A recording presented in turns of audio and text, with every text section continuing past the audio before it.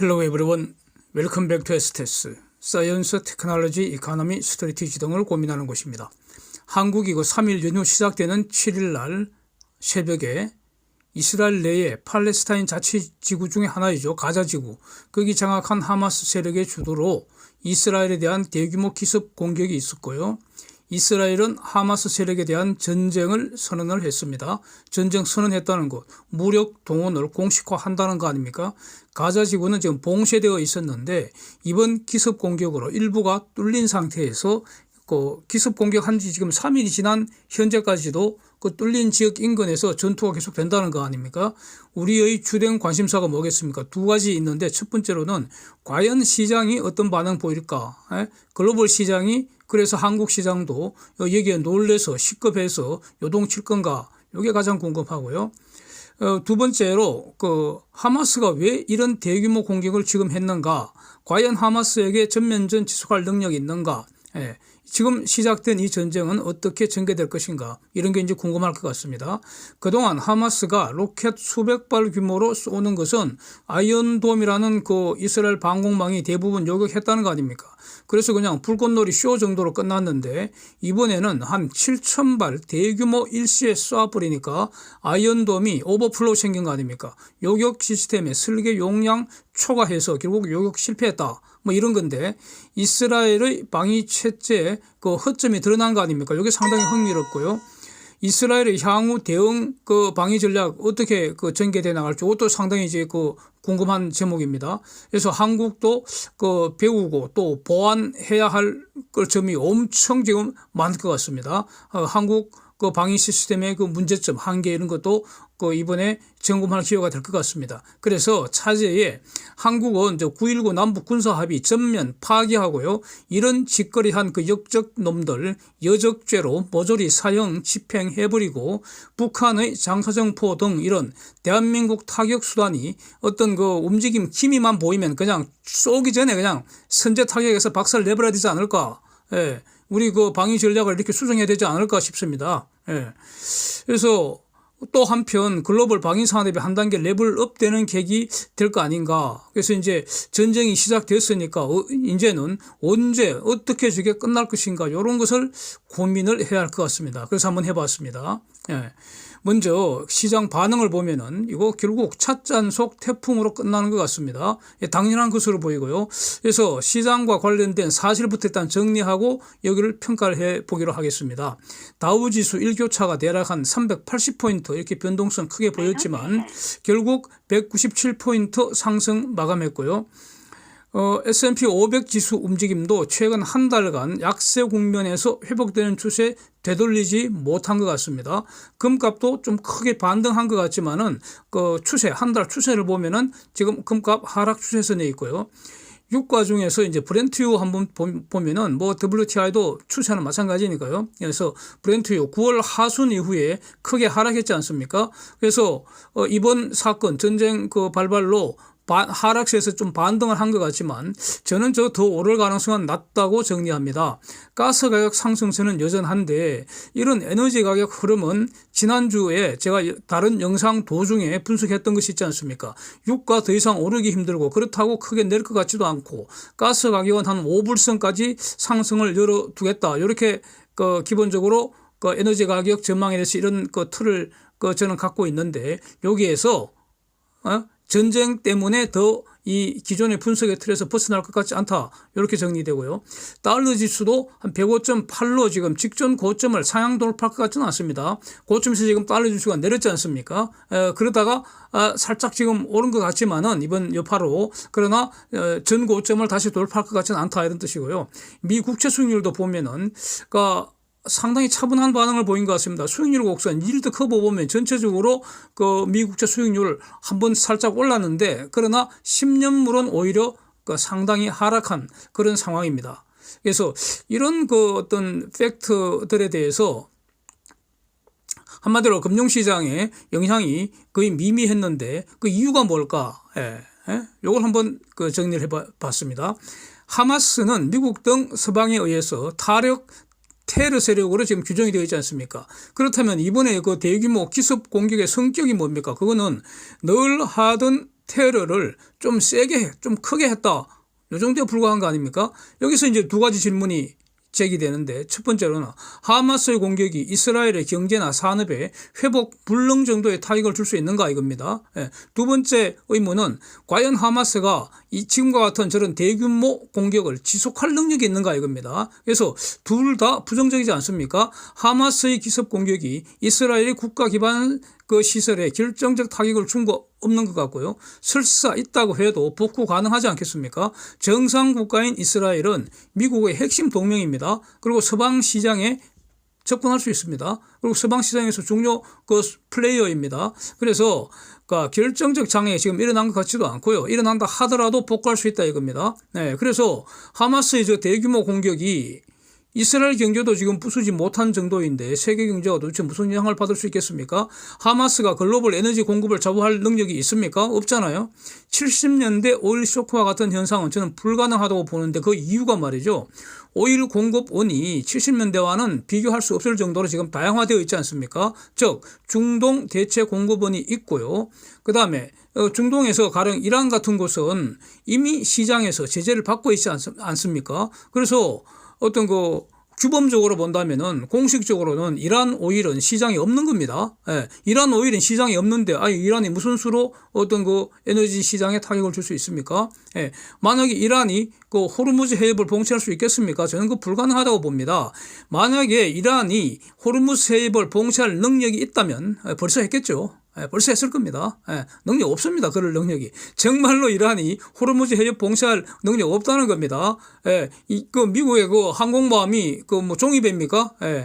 미국 비행기가 종이 비행기입니까? 미국 미사일은 종이 미사일입니까? 전면전을 각오하지 않는 한 호르무즈 해협 봉쇄한다는 그런 짓은 못하는 거죠. 만약 그렇게 된다면은 이란은 사라지는 거죠. 테헤란에 거대한 한 수십 천 미터짜리 인공호수가 생길 수도 있잖아요. 네, 그렇게 봅니다.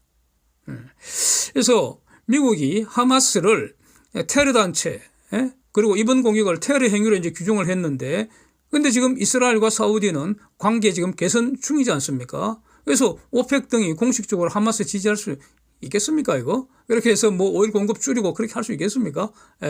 불가능하다고 봅니다. 가자지구 그림, 나무 위키에서 인용한 사진 한번 보시면은, 이게 이제 그 사이즈가, 면적이, 가자지구 면적이 한국의 충청남도 한 서천군 정도 된다고 하네요. 나무 위키에서 설명하기를. 그 다음에 인구는 한 237만 명 정도, 22년 말 기준, 이렇게 설명하고 있는데, 근데 저거 지금 봉쇄된 지 오래됐습니다. 그래서 도대체 하마스는 먹고 살 돈 더하기 전쟁 수행할 돈을 어디서 어떻게 구하고 있는지 상당히 이제 궁금해지는데 되는데, 여기서 지금 하마스가 대규모 기습 공격은 비록 어느 정도 타격을 줬겠지만은, 그렇다고 해서 이스라엘 어떤 기반이 흔들리는 것도 아니고, 그러나 이스라엘의 전쟁 상대인 하마스는 분명히 존재 기반이 흔들리지 않을까 싶습니다. 그동안 숨어서 찔끔찔끔 쏘아대던 한 방에 이제 불꽃놀이로 소비했는데, 저런 공격을 지속할 능력이 없다고 봐야 되지 않겠습니까? 지속할 능력이 없는 것 같습니다. 있다면 보여주겠죠, 앞으로. 보여줄 것 같은데, 볼 게 없을 것 같습니다. 그래서 하마스 공격은 사실상 끝난 거 아니냐 이겁니다. 이스라엘의 남부 곳곳에서 지금도 전투 지속된다고 하지만, 그거는 하마스가 지금 두들겨 맞는 상황이죠. 하마스가 이스라엘을 공격하려면 이스라엘 전역을 핵심 거점을 타격을 해버리고요. 그렇잖아요. 그 다음에 조직적으로 점령 작전을 펼쳐야 하는데, 그럴 만한 인적, 물적 능력은 지금 보이지 않습니다. 오히려 이스라엘의 반격에 지금 얻어 터지면서 숨어서 항쟁하는 건 모양새 아닙니까? 하마스가 주장하는 이스라엘의 점령을 종식하는 공세적 전쟁, 이거는 지속될 수 없는 거 아니냐. 오히려 이스라엘의 전면적 반격에 그동안 구축된 하마스의 존립 기반이 와야 되는 거 아니냐. 지금 봉쇄구역에 딱 가둬두고 색출해서 일망타진 당하는 그런 수순 아니냐, 이런 겁니다. 그렇다면 이게 종전은 언제 될 것인가 이겁니다.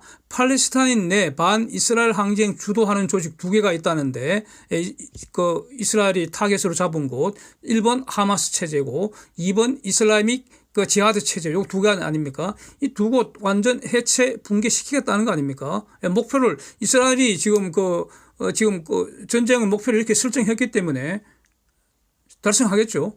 예. 그럴 가능성이 높다고. 달성할 때까지 일단 전쟁은 계속되는 거 아니냐. 예? 그래서 모든 어떤 이스라엘의 그 인적, 물적 조직 총동원해서 일단 와해시켜버릴 거고요. 그래서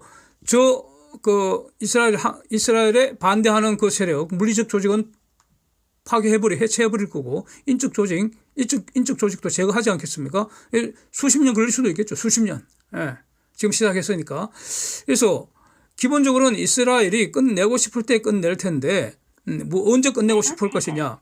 오히려 지금부터 지금 이런 전쟁이 시작됐기 때문에 역설적으로 지금부터 무력에 의한 평화체제가 올 가능성, 이걸 오히려 주목해야 되지 않을까 싶습니다. 하마스 등이 와해되면은 팔레스타인의 반이스라엘 항쟁이 끝나는 건 아니죠. 새로운 그 항쟁 조직이 여러 개 다시 시작을 할 텐데, 그런데 이 신생 조직들이 이제 자기들끼리 권력 투쟁 통해서 어떤 새로운 또 지휘부가 형성되지 않겠습니까? 그때까지 시간이 걸릴 거잖아요. 와해된 하마스를 대체할 세력이 인적, 물적 조직을 구성하기까지 시간이 걸리는 것이고, 그 시간 동안에는 반이스라엘 세력의 공세는 오히려 약화되지 않겠나. 그러니까 그게 힘에 의한 평화 아닌가, 무력에 의한 평화 아닌가, 뭐 이런 뜻입니다. 예.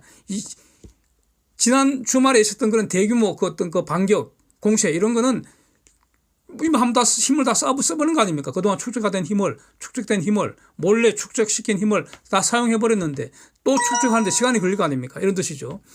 여기서 이제 문제는 이스라엘의 정보기관, 미국 정보기관, 또 다른 서방의 정보기관들, 영국, 프랑스 이런 거 다 포함해서요. 그 다음에 일본과 한국의 정보기관 다 포함해서, 왜냐하면 이런 서방 정보기관들은 다 연결되어 있잖아요.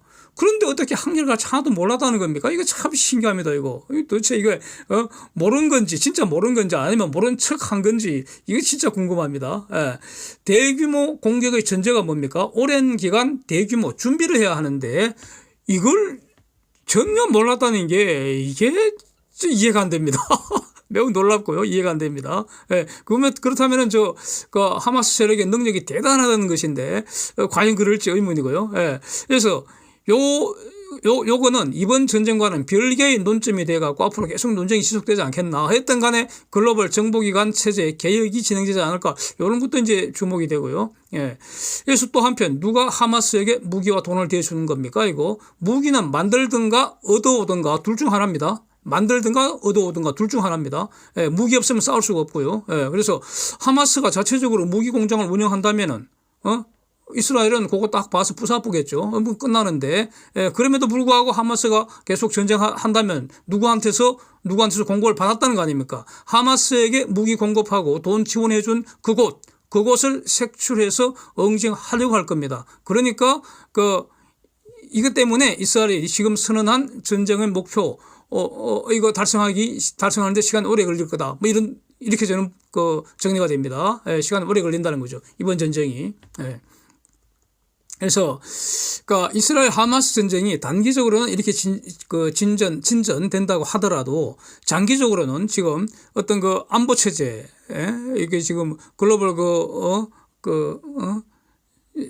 어떤 정보기관들의 어떤 문제점, 또 더 넓게 안보 체제, 그다음에 에너지 산업, 또 방위산업 이런 분야에는 이게 잠재적인 위험 여전하다. 그래서 이 위험을 새로 인식을 하고 이 위험을 관리하려는 노력이 앞으로 배가되지 않겠나.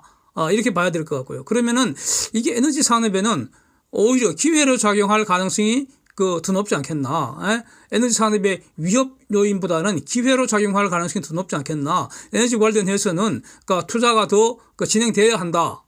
이렇게 정리하는 것이 맞지 않겠나. 그렇다면 지금 K조선은 에너지 산업과 좀 연관성이 높게 이제 움직이고 있는데, 그러면은 K조선한테도 위협보다는 기회가 더 많을 것으로 이렇게 정리하는 것이 맞을 것 같습니다. 예. Thanks for watching. See you next.